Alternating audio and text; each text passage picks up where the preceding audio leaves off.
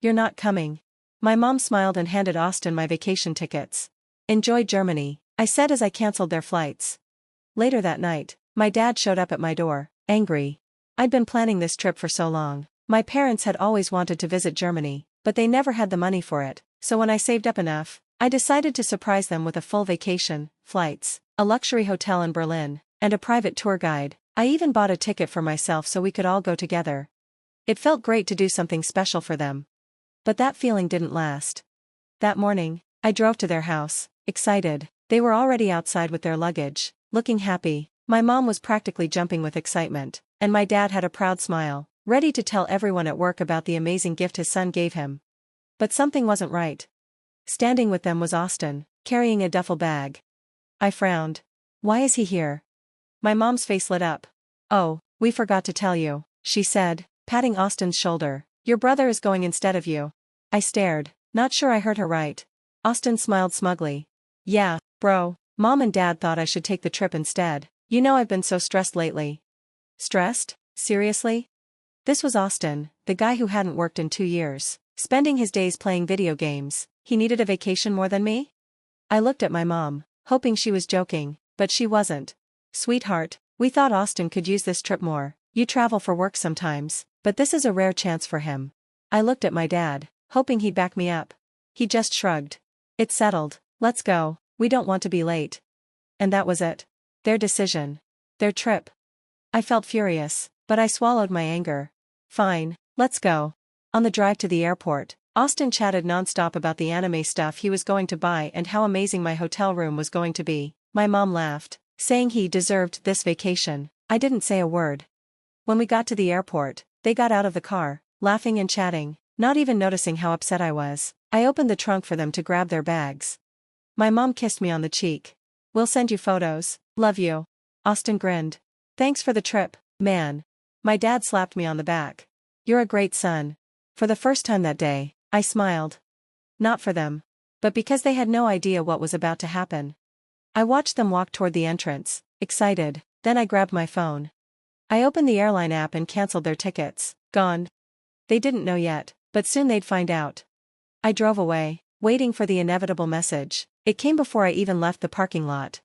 Mom, sweetie, there's a problem with the tickets. The airline says they're canceled. I smirked. Oh, really? That's odd. Another message. Mom, call me now. I let it ring as I pulled onto the highway. A third message. Dad, did you mess up the reservations? Fix this. There it was, that same demanding tone. I waited, letting them stew for a bit before I finally replied. Yep, I canceled everything. Hope Austin enjoys his adventure. Messages started flooding in. Mom, what do you mean you canceled it? Dad, get back here and fix this. Austin, bro, what's going on? I laughed quietly and turned onto a side street near my place. I could picture it all, my mom losing it, my dad trying to fix things, and Austin finally realizing he wouldn't get a free ride. My phone rang again. It was Mom. I answered. Before I could speak, she yelled, You canceled the whole trip? Why would you do that? I replied calmly. Oh, I don't know. Maybe because you gave away the vacation I paid for, to Austin. She gasped. We didn't take anything. We made a family decision. No, I cut in. You made the decision without me, after I paid for everything. It was the right thing, she insisted. Austin needed it more. Then he can pay for it himself, I shot back. Silence. Then she tried to be sweet. Sweetheart, you're misunderstanding. Just rebook the tickets. We'll talk when we get back. I chuckled. She thought I'd change my mind. Yeah, no. Enjoy your trip. Oh wait, that's right, you don't have one. I ended the call and ignored the flood of messages that came next. This time, they were learning what it felt like to be ignored. And honestly, it felt amazing. By the time I got home, my phone was blowing up. Mom, 5 missed calls. Dad, 3 missed calls. Austin, 2 missed calls and 1 message. Bro, are you really doing this? Yes, I was. I grabbed a drink from the fridge, sat on the couch, and finally looked through the messages. Mom had completely lost it. I can't believe you do this to your own family. We're stuck at the airport. What are we supposed to do? I smiled. Perfect. Dad's messages were what I expected. Fix this now. You're embarrassing us. And Austin, of course, had the nerve to say, just buy new tickets. You've got the money. That made my blood boil. As if this was my problem to fix. I waited a moment, then texted back, I could afford it, but guess what? I won't. Mom, you selfish little, blocked. Dad, fix this. Blocked. Austin, dude, I'm your brother. I answered, then act like it, blocked. I put my phone down and enjoyed the peace. No more demands. No more guilt trips. No more being treated like an ATM. I could almost hear the chaos at the airport, the panic and confusion. The best part? They had no backup plan. They had counted on me. The reliable one. The fixer. The ATM. Now? They were stuck. And I wasn't helping. I stretched out, feeling better than I had in years. The silence felt amazing. For the first time, I was in control. I turned on the TV and flipped through channels, but I couldn't stop thinking about the mess happening at the airport. I pictured my mom yelling at the airline staff, probably blaming them. My dad would be standing there, angry and quiet, he hated not being in control. And Austin? Totally confused. No one had ever told him no before. The best part? I had only booked one-way tickets. That wasn't a mistake, it was part of the plan. I had actually bought first-class return tickets as a surprise for the end of the trip. I wanted to tell them about it after a fun week together. But since they kicked me out of the trip and sent Austin instead, that surprise was gone. Now, if they wanted to get home, they'd have to pay for their own flights, and that's not cheap. I kind of wished I could see their faces when they found that out.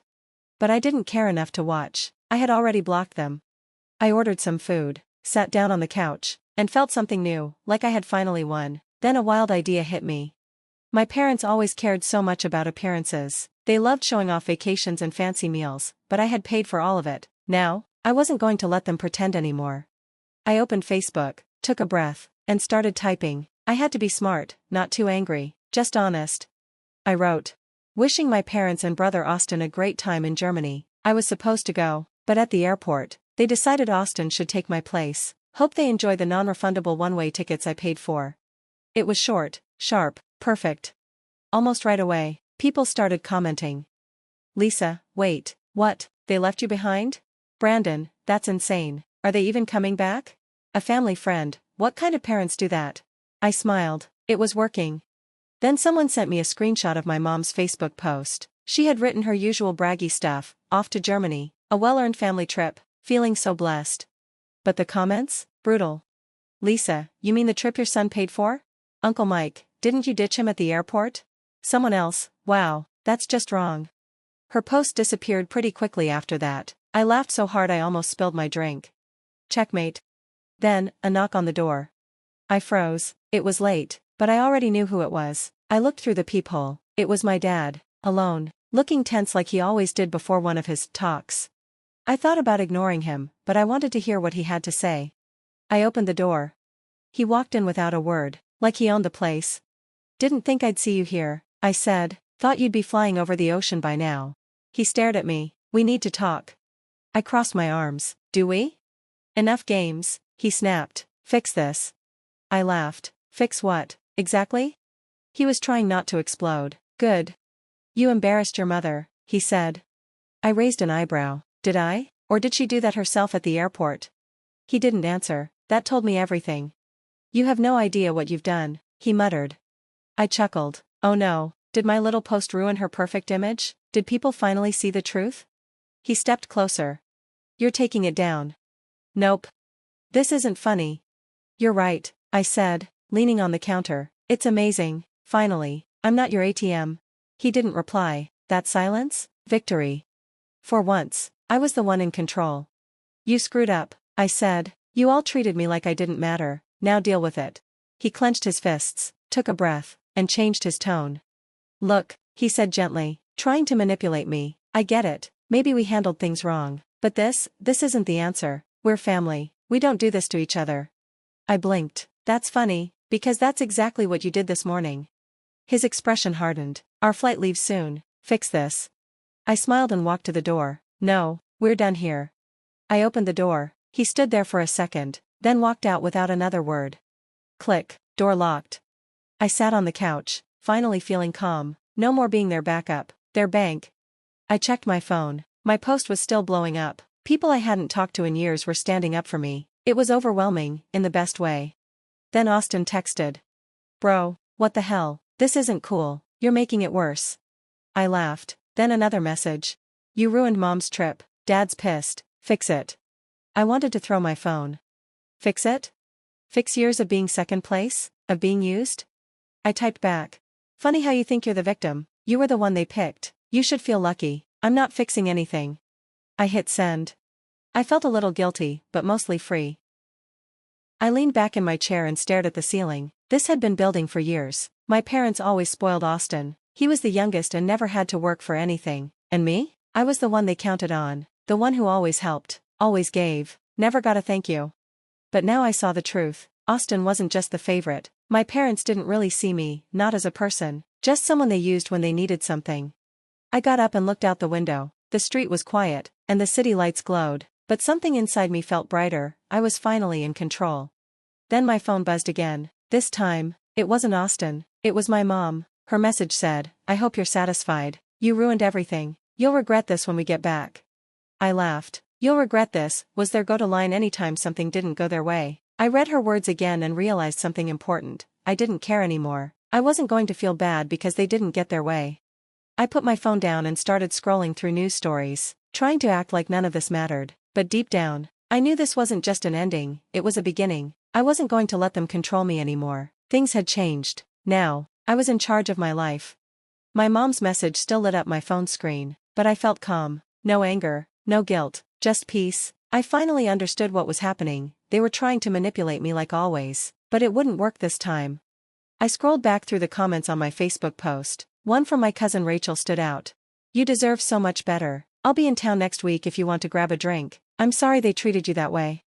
That hit me hard. People had been watching all this time. They knew how unfair it had been. I wasn't invisible after all, and for the first time, I realized I wasn't alone. My parents didn't get to define who I was anymore. Just then, another message came in. It was Austin.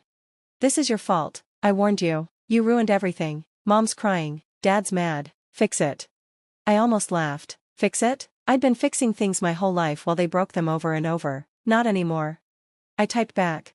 "Austin, stop pretending you're the victim. You get everything handed to you and still don't get it. Don't call. Don't text. I'm done." I hit send. And then, nothing. No reply. Just silence. And that silence? It felt amazing.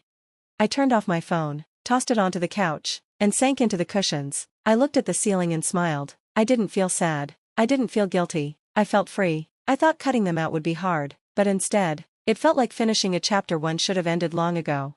The next morning, my phone was filled with messages. People were talking. Some were shocked. My parents were clearly upset, but I didn't care. The damage was already done. All I had to do was wait and let it all play out. Would they ever admit they were wrong? Probably not, but that didn't matter. This wasn't about getting an apology. This was about me, choosing peace over pain, drawing a line and walking away from years of being mistreated. Later that day, I met up with Rachel for drinks. It felt so good to talk to someone who actually cared and listened. I realized how much I had missed by always trying to fix a family that didn't value me. A week later, my phone rang. It was my mom. I stared at the screen, not sure whether to answer. Then I picked up. "Hello?" Her voice was shaky. "Your father and I talked. We know we messed up. We treated you badly. We don't expect forgiveness, but we want to make things right." I almost laughed, but I stayed calm. "I'm glad you finally see it," I said, "but I'm not coming back. I'm okay now. I'm not getting pulled into your drama again." There was silence. Then I said it clearly and calmly, "Goodbye, Mom." And I hung up. The quiet after that felt like real freedom. I'm not planning to reach out again. I finally chose myself. But I wonder, was I too harsh? Or did I finally do what I had to?